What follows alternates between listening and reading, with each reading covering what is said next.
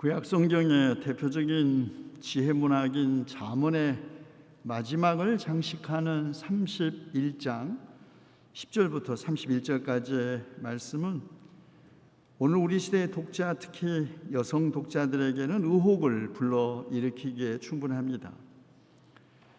잠언이 주장하는 이상적인 여인이 우리 시대의 바람직한 여인상으로 긍정하기 어렵고, 여성을 지나치게 이상화하는 것이 오히려 가부장제를 정당화하는 장치로 들리기 때문입니다. 신학자들이 유능한 아내에 대한 송가 혹은 지혜로운 아내에 대한 찬양이라는 형식의 지혜문학으로 분류하는 31장의 이 노래에 등장하는 여인상은 우리 시대의 젊은이들에게 이해할 수도 받아들이기도 어려울 것입니다. 평생을 선행으로 남편을 돕고 자기는 아주 먼 곳까지 가서 먹거리를 구해다가 날이 밝기도 전에 새벽부터 식구들에게 음식을 만들어주고 허리를 단단히 동여매고 억센 팔로 노동을 하는 여인, 물레를 돌려 실을 타고 좋은 옷을 만들어 온 식구를 따스하게 입혀 눈이 와도 걱정이 없게 하는 여인. 그러나 이 여인은 쉬지 않고 부지런히 육체 노동만 하는 것은 아닙니다. 여인은 장사도 합니다. 자기가 직접 번 돈으로 포돈을 사서 가꾸고 밤낮으로 사업을 생각하느라 잠도 못 자죠. 가족과 남편 부양에만 온 힘을 기울이는 것도 아닙니다. 여인은 가난한 사람들과 궁핍한 주변 사람들을 물질적으로 돕습니다. 여인은 더 나아가 무역까지 합니다. 모시옷과 띠를 상인에게 넘겨 배를 타고 멀리까지 교역하게 하죠. 여인이 이토록 가족을 부양하기 위하여 힘든 노동을 그리고 사업을 하는 동안 그러면 남편은 무엇을 하고 있었을까요? 남편은 마을 원로들과 함께 성문 마을회관을 드나들며 사람들의 존경을 받습니다. 고대 이스라엘 사회에서 성문은 주로 남자들이 모여서 모든 사업과 재판과 국사를 논하는 자리였습니다. 여인은 생활을 위해 잠도 자지 못하면서 힘든 노동을 하는데, 남자는 자기들끼리 성문 앞에 모여 소위 국사를 논하고 있는 것이죠. 그러나 여인은 그 육체적 노동으로만 칭송을 받는 것이 아닙니다. 여인은 자신감과 위험이 몸에 배어 있고 미래에 대한 두려움도 없고 심지어 지혜롭기까지 합니다. 입만 열면 지혜가 저절로 나오고 혀만 움직이면 상냥한 교훈이 쏟아져 나온다고 합니다. 입만 열면 남편에게 악을 쓰고 잔소리하면서 간섭하는 여인과는 매우 대조적인 여인상이죠. 그러니 남편뿐이겠습니까? 자식들도 일어나서 어머니 업적을 찬양하고 아내를 칭찬합니다. 덕을 끼치는 여자들은 많이 있으나 당신이 모든 여자 가운데 으뜸이요, 어쩌면 남편의 이 한마디에 온갖 피곤함과 불평이 눈 녹듯 사라지리라고 기대해서 나온 말일까요? 게다가 고운 것도 거짓되고 아름다운 것도 헛되지만 주님을 경외하는 여자는 칭찬을 받는다는 이 말씀, 평생을 험한 노동으로 거칠어진 손과 굽은 허리, 깊게 파인 주름투성이 얼굴만 남은 여인에게 굉장한 위로처럼 들리지만 정말 그럴까요? 잠언의 이 마지막을 장식하는 이상적인 여인상은 어쩌면 우리 어머니, 여기 앉아 계신 우리 권사님들의 삶일지도 모릅니다. 그러나 잠언이 노래하는 이 여인상, 우리 시대의 여성이 본받아야 할 것도 과연 추구해야만 하는 여인상일지요.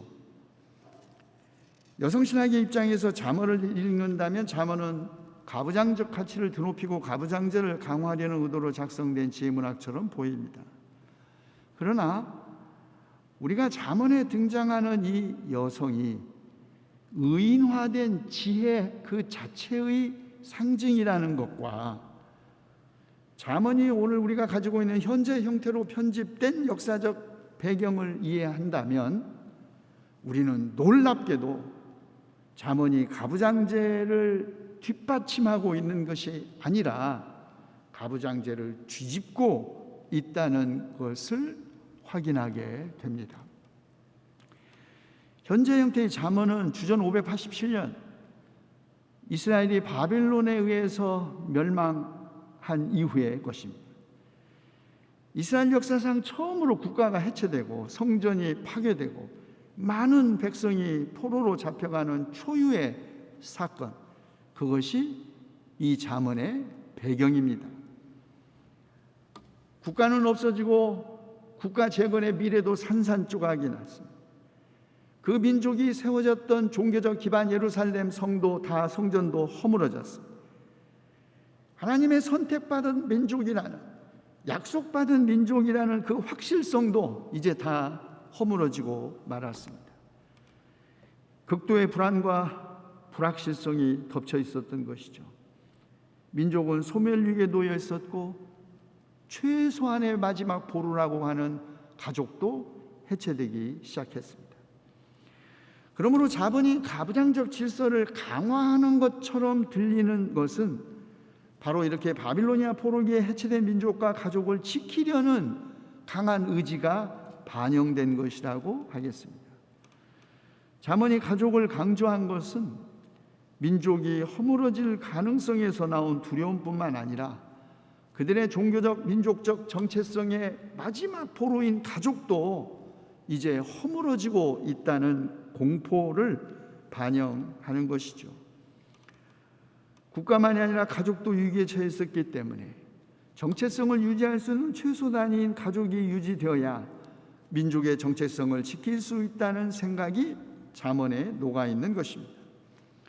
바로 이런 위기 상태, 여성들에게 일상적인 삶 그리고 평상시에 주어지지 않았던 더 큰 역할과 더 큰 책임을 부여한 것입니다. 그래서 31장에 묘사된 이상적인 아내는 단지 자기 개인의 가족의 안녕과 미래에 대한 걱정이 아니라 국가의 미래, 종교의 미래를 위하여 억척스럽고 또 강인하게 일하는 여자를 그린 것입니다. 그래서 잠언은 여성을 단지 가부장적 질서에 순응하고 가정을 지키기 위해 노동만 하면서 자기를 희생하는 그런 여인으로 그리고 있지 않습니다. 31장으로 구성된 잠언의 마지막 구절 31절, 아내가 손수 거둔 결실은 아내에게 돌려라. 아내가 이룬 공로가 성문 어귀 광장에서 인정받게 하여라 라는 말에 주목할 필요가 있습니다. 앞서 말씀드린 것처럼 성문 어귀 광장은 이스라엘 역사상 전통적으로 남자들만 모여서 소위 생활은 다 모든 건 여성에게 맡기고 큰 국사를 논하는 자리 아니었습니까? 그런데 이제 바로 그 성문 어귀 광장에서 크게 외치는 이가 여성들이 된 것입니다. 여성의 미덕은 이제 더 이상 가족의 울타리 안에 머물지 않습니다. 여성을 가족의 울타리 안에만 가두어 두었던 포로기 이전의 가부장적 질서가 국가의 멸망, 예루살렘 성전의 파괴, 그리고 포로 생활 때문에 완전히 전복된 것이죠. 여성은 갇힌 가족 환경에서부터 이제 거리로 나왔고 성문 어귀 광장에서 그녀들이 인정을 받게 된 것입니다. 국가와 가족의 해체가 오히려 여성의 공적 활동과 권리를 강화한 이런 현실이 바로 잠언의 배경인 것입니다. 잠언은 이런 여성들을 인격화된 지혜와 동일시함으로써 지혜가 가지고 있는 해방적인 능력을 찬양하고 있는 것입니다. 그러나 사랑하는 성도 여러분, 모든 지혜가 해방적 능력만 가지고 있는 것은 아닙니다. 야고보 공동체 안에는 스스로 지혜롭고 총명하다고 생각하고 자신을 선생이라고 여기면서 공동체를 분열시키는 열광적인 유대 그리스도인들이 있었습니다. 이들은 이방인이었다가 그리스도인이 된 사람들에게 유대교 전통을 지킬 것을 강요하면서 유대교 전통에 대한 지식이 많은 것을 자랑하면서 그것을 모르는 이방인 그리스도인들을 무시하고 경멸하고 차별했던 것입니다. 물론 다른 사람보다 뭔가 좀 더 많이 아는 것, 그거 탓할 일이 아니죠. 문제는 자기가 누구보다 다른 사람보다 조금 더 많이 안다고 우쭐대면서 다른 사람을 무시하고 차별하면서 대상화하는 것입니다. 그래서 야고보는 온유함으로 행하는 착한 행실로 드러나는 지혜와 이해력이 진정한 지혜라고 한 것입니다. 온유함이 아니라 독선으로, 착한 행실이 아니라 악한 행동으로, 평화가 아니라 분열로 나타나는 것은 그것이 겉으로 아무리 지혜로운 일처럼 보일지라도 진정한 지혜가 아니라는 말이죠. 그렇습니다. 사실 지혜와 지식은 누가 그것을 어떻게 사용하느냐에 따라 달라지죠. 똑같은 칼이 사람을 해치는 무기가 될 수도, 사람을 구하는 칼이 될 수도 있는 것처럼 말입니다. 그래서 야고보는 지혜를 땅에 속한 지혜와 위에서 오는 지혜로 구분합니다. 땅에 속한 지혜, 마음속에 지독한 시기심과 경쟁심에서 나오는 것으로 진리를 거슬러 속이는 지혜, 육신에 속하고 악마에 속한 지혜입니다. 그러나 위에서 오는 지혜, 순결하고 평화스럽고 친절하고 온순하고 자비와 선한 열매가 풍성하고 편견과 위선이 없는 지혜입니다. 야고보 교회 공동체를 파괴하는 것은 지독한 시기심과 경쟁심이라고 합니다. 적당한 시기심과 경쟁심은 오히려 공동체 안에 활력을 불어넣을 수 있죠. 그러나 지독한 시기심과 경쟁심은 공동체의 질서만이 아니라 자기 자신도 파괴합니다. 그래서 야고보서 저자는 그런 지혜는 악마에게 속한 것이라고 말한 것이죠. 그러므로 신앙 공동체의 평화를 위해서는 성도들이 위에서 오는 지혜를 힘입어 착하고 온유한 행동을 해야 한다고 합니다. 그리고 마침내 위에서 오는 지혜는 정의의 열매를 맺게 하는데, 정의의 열매는 평화를 이루는 사람들이 평화를 위하여 그 씨를 뿌려서 거두어들이는 열매라고 합니다. 우리는 일반적으로 정의와 평화가 서로 충돌하는 가치라고 생각합니다. 왜냐하면 정의란 불의를 폭로하고 막 지적하고 심판하고 굽은 것을 바르게 피는 것인데 반하여 평화는 화해와 공생을 추구하기 때문입니다. 그러나 사실 우리가 다 아는 것처럼 정의 없는 평화, 참으로 무력하기 짝이 없고, 그렇다고 평화가 없는 정의는 잔인하고 위험하기도 합니다. 프랑스에서 발달 장애인들의 국제 공동체 네트워크 라루슈를 만든 장 바니에라는 사람이 있습니다. 그는 원래 철학과 신학 교수였는데요. 그가 쓴 정의 없는 평화 없고 용서 없는 정의 없다는 책에서 장 바니에는 이렇게 말합니다. 가진 자들은 변화를 강하게 부정합니다. 그들은 자신들의 부와 힘을 증대하고 유지하기를 원할 뿐입니다. 평화를 어떻게 이룰 수 있을까요? 예절과 정중한 태도, 법을 존중하는 것으로 얻을 수 있을까요? 물론 이러한 요소들은 평화의 시작 단계에서 필요한 것입니다.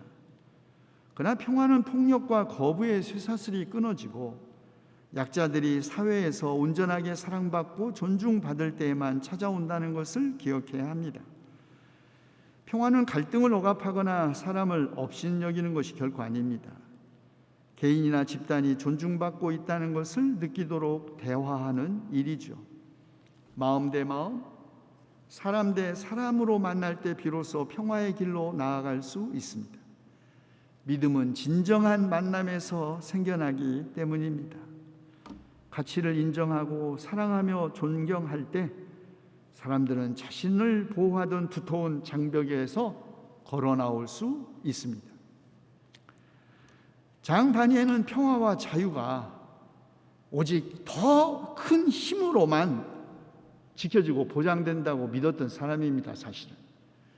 그래서 그는 1942년 2차 대전이 한창일 때 평화와 자유를 지키려고 군인이 되어 독일과 싸우려고 영국 왕실 해군대학에 입학, 장교로 전쟁에 참전했습니다.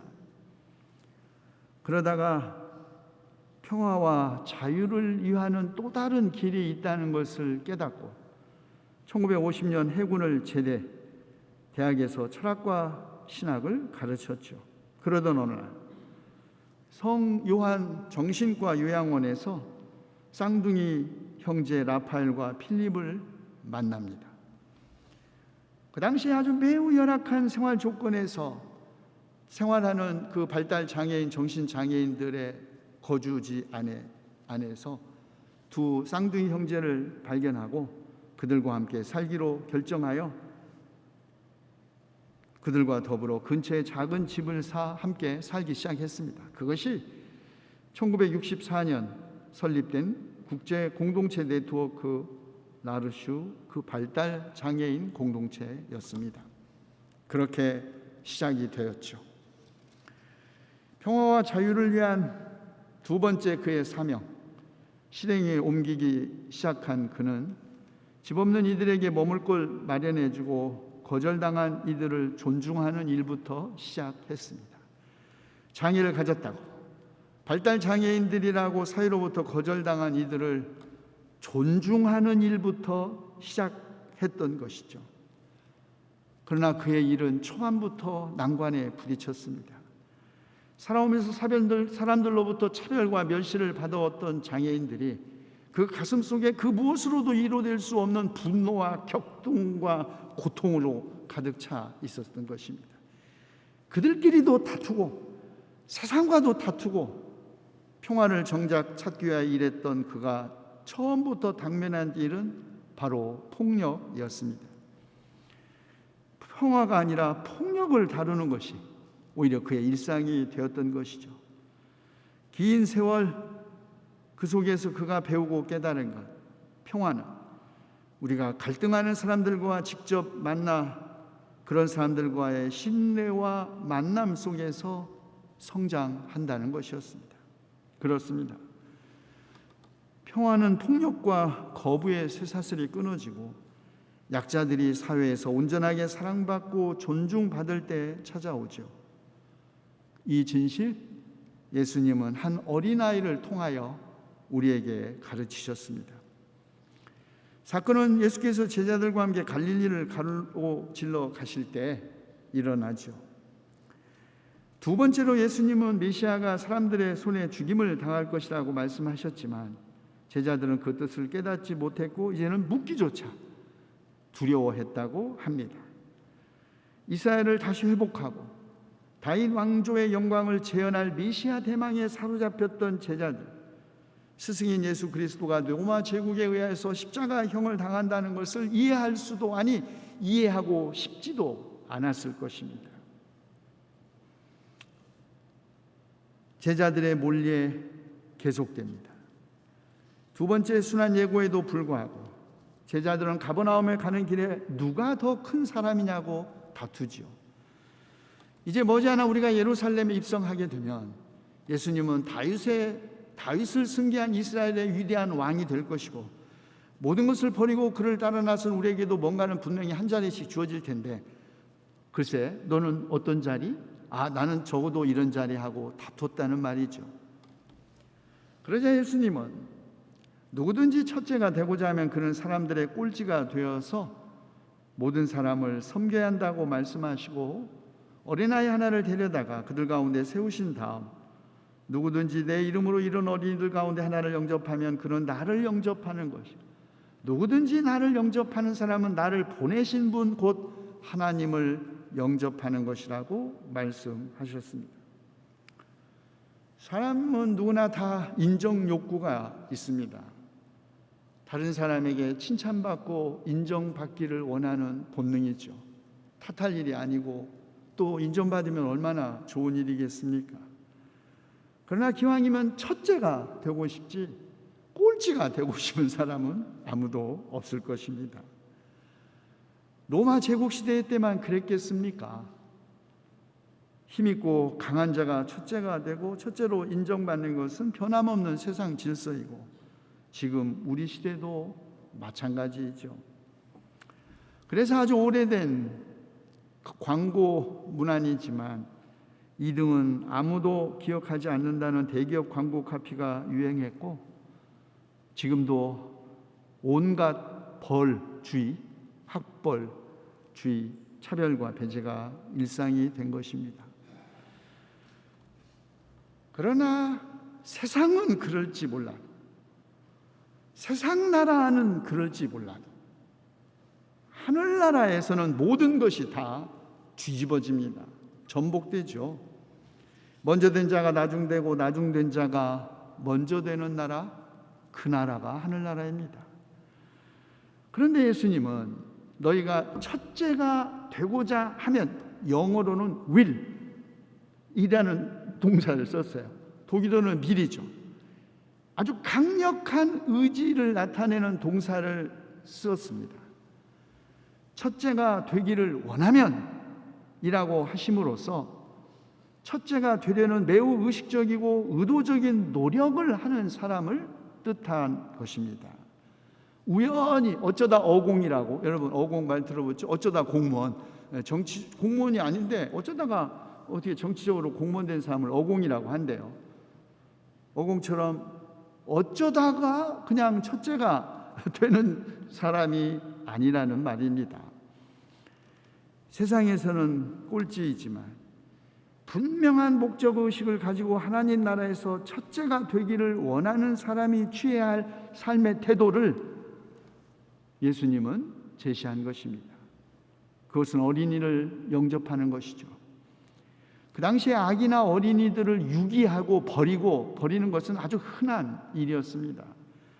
작은 아이를 나타내는 헬라어 파이디온이 하인을 나타내는 파이스와 거의 같은 의미로 쓰였다는 것도 상대적으로 경제적 가치가 없는 하인이나 어린이들이 인간 취급을 당하지 않았다는 것이죠. 그런데 예수님, 사회적 약자, 꼴찌를 환대하는 것이 하늘나라에서 첫째가 되는 길이라고 우리에게 가르치신 것입니다. 그 길이 세상에서는 확실하지 않고 현실도 아니지만 그 길이 확실한 길임을 보증하기 위하여 예수님은 자신을 어린이와 동일시 하십니다. 나아가 하나님 자신과 동일시 하신 것이죠. 참으로 놀랍고 전복적이고 혁명적인 선언이 아닐 수 없습니다. 예수님은 최후의 심판 비유에서도 자신을 굶주린 사람, 목마른 사람, 나그네, 헐벗은 사람과 병든 사람, 감옥에 갇힌 사람과 동일시하셨고 형제자매 가운데 지극히 보잘것없는 사람 하나에게 한 것이 곧 나에게 한 것이라고 선언하셨습니다. 그렇습니다. 땅에 속한 지혜나 육신에 속한 지혜, 악마에게 속한 지혜가 아니라 오직 위에서 오는 지혜를 힘입어 사는 그리스도인은 사회적 꼴찌 안에서 천국의 첫째를 보는 사람, 정의로운 평화의 씨를 뿌리는 사람, 힘없는 사람들의 눈 안에서 하나님을 보는 사람입니다. 기도합시다. 주님을 경외하는 것이 지식의 근본이라고 하셨으니 우리가 위에서 주시는 지혜를 힘입어 주님을 경외하고 평화의 씨를 뿌려 정의의 열매를 거두게 하시옵소서. 우리 주 예수 그리스도의 이름으로 기도하옵나이다. 아멘.